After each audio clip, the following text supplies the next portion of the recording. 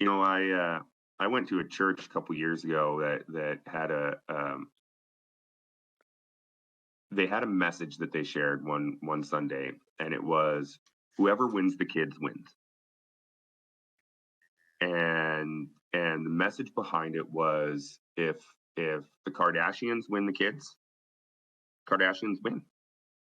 If if if TikTok wins the kids, then TikTok wins. If the church wins the kids, then the church wins. But whoever wins the kids wins. And I think it's so important what you're saying about again being intentional.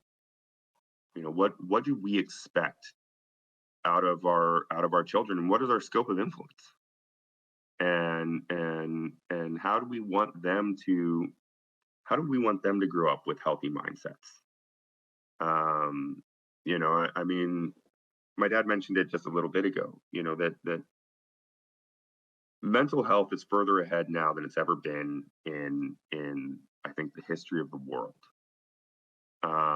But it still has a long way to go, right? And growing up, it, men didn't talk about their feelings.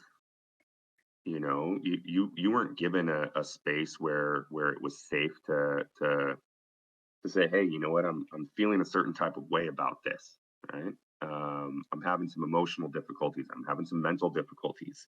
I'm questioning, my existence and why I'm here. There weren't safe forums like there are now. And sometimes I think it goes too far to the other side, right? But I think it's very important that you know we have these conversations with our children of what does a healthy life look like? What does a healthy mindset look like? What it is healthy to express your needs.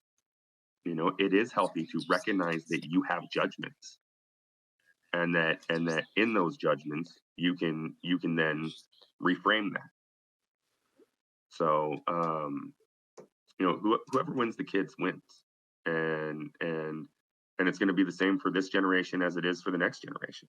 And we want to be able to give them the tools that when they have kids, because the kids today, the younger generations are having less kids than they ever have before.